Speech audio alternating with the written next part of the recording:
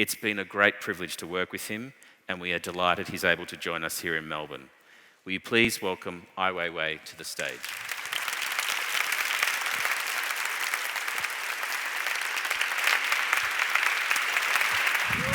Hello. Welcome. Thank you.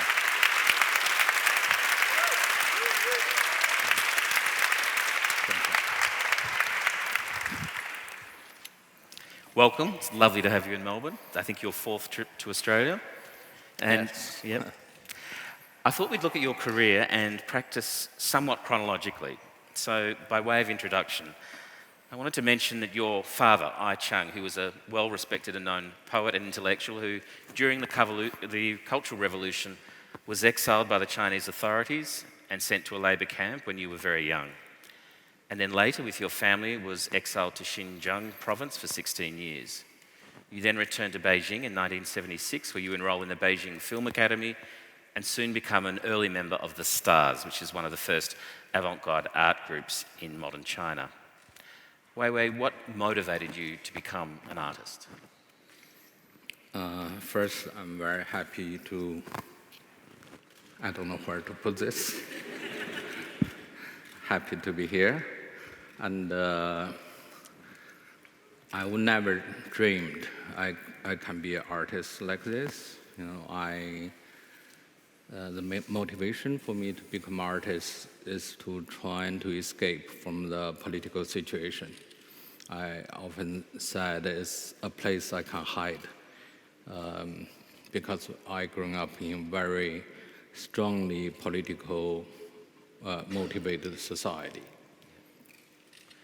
How did your father respond to you being an artist? My father also would never imagine I will become an artist. He became very successful when he was very young. He was studying in Paris, studying art in the 1930s. Then immediately when he returns to Shanghai, he was arrested. So in jail, he became a poet. So he never really encouraged us to become artists because in China, to be artist is always has been a dangerous position. And not only our family, there's thousands, hundreds of thousands, millions people, only because they are either associated with art or have some, or intellectuals has been, the whole life has been damaged. So he would never imagine I would become an artist. Yeah. And was it because of the difficulty of being an artist in China that you moved to New York in 1981? Can you tell us a bit about that? Yeah, 1981 is the year I decided to go as far as possible from China. And I started to realize it could be dangerous if I stay. You know, that's a year I was like 23, 4 years old. I see my generation, some young thinkers has been put in jail with very fabricated, so-called crimes. The only crime is they want to speak out their mind and to be, conscious about the future of this big nation.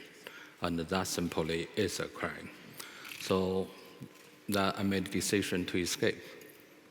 And what American artist influenced you at the time?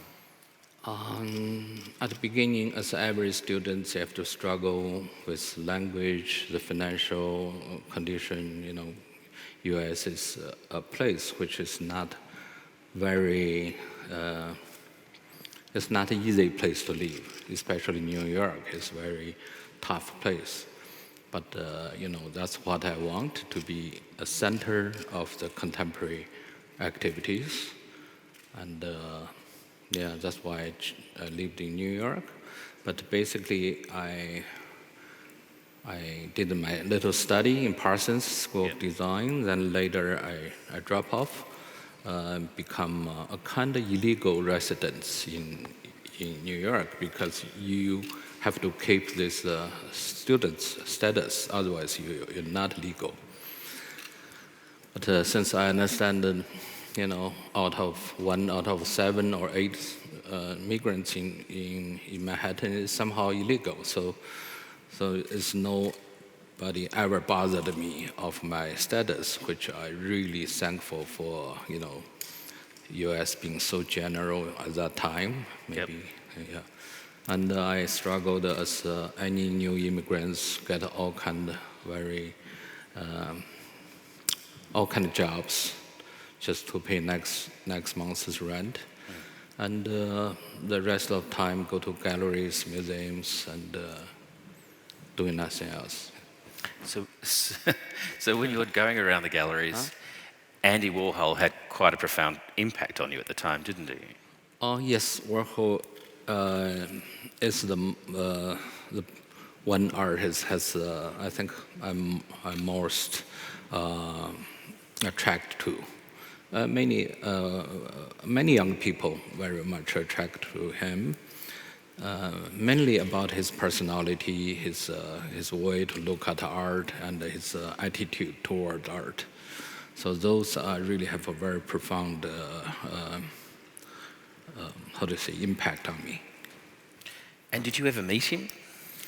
I saw him from far away in the openings. If he's there, you obviously hear people say, "Oh, Andy's here." Yeah. So, but you don't really have to meet him. He's like air or some kind of perfume in the air. So you've had a very rich time in America, more than 10 years. Yeah. Why did you decide to return to China in 1993?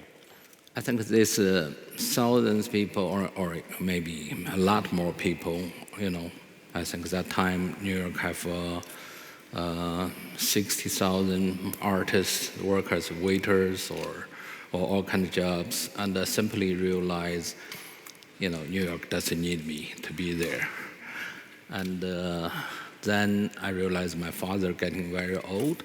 Since 12 years, I haven't really went back once. And so I said there will be last excuse for I go back to China to visit him. Yeah. Okay. And then while you're there, you're given this very exciting commission with Herzog and de Meuron to design a major new stadium for the 2008 Beijing Olympics, which was a project which radically enhanced your international profile, but it also changed the way that you saw China, and it changed your relationship with the Chinese authorities. In addition to that, by 2011, you were arrested and imprisoned without charge for 81 days. So that's quite a tumultuous return for you. Can you tell us what happened? Well, it sounds very dramatic because it's over 10 years of period of time. A lot of things happened, and we just have to escape that. And I started to work in architecture, which got me involved with society. I was a very private person as an artist. You don't know much what's going on, but once you're involved with architecture, China was booming, and everywhere they built buildings. So they realized this guy has very strong, clear opinion on aesthetics or how and to give new identity to what we're doing. So I become some kind of spokesperson on the new ideas, but only in architecture. So I got involved with politics, politicians, planners, constructor, developer, and all level of society. And later, I got involved with internet. By 2005, the state-owned company opened an internet blog for me. I said I never touched a computer. I don't know how to type. So they said, that's fine, we teach you, with your influence, we believe, it's very good for internet. So I believed in them. I really falling in love with internet. That dragged me into a deeper problem. Because you were so outspoken. Yeah, once you start to see such a platform, it's like a miracle. You start to live in this kind of dream. You can really clearly state your mind, put your line your blog, and posted it.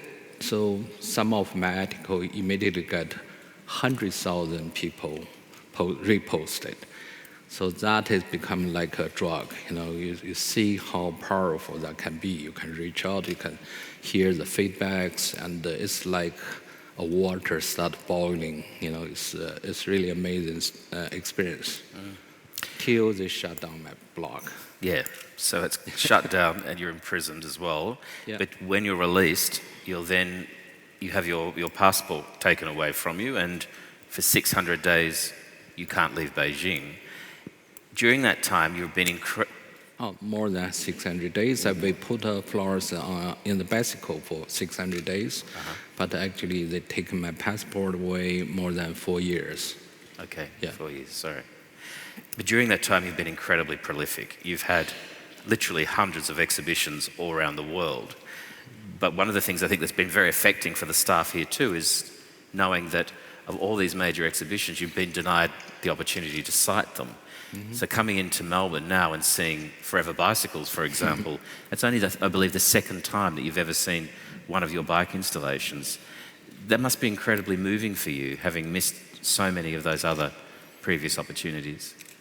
Yeah, first I have to thank the first I realized how much the authority and the government helped me to keep myself not to attend all the openings, so I do not meet all the journalists like this, and so it saved me a lot of energy, and so I can concentrate in doing my work with my studio people.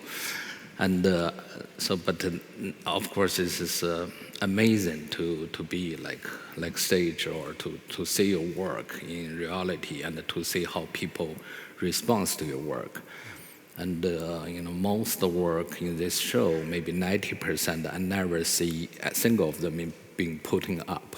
And also many new works in this show. It's first time being showing, so it's a really the very interesting experience. Just put me like everyone else, to see a show, which could be mine, but I'm not very familiar with. Yeah, yeah.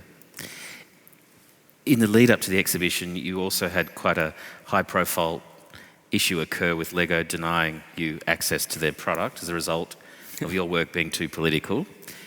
You've responded to this with a new work, which we'll see today, which is a work titled Let Go, which focuses on Australian human rights activists. Can you tell us about how this project evolved?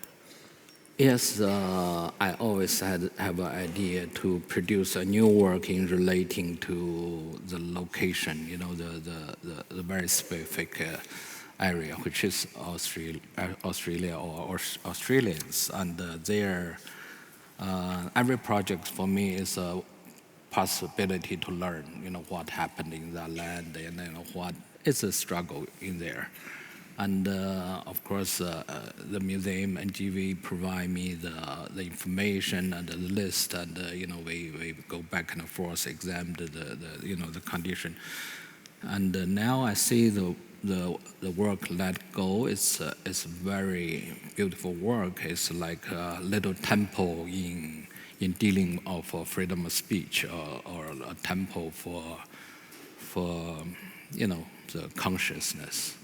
So I'm very happy, this can be possible. But of course, since happened, the company who make those plastics refuse to let us have it, to even to say this kind of work somehow is kind of politics they're not going to support, which I still feel is a mistake of them. We're talking about very essential human rights, about freedom of speech.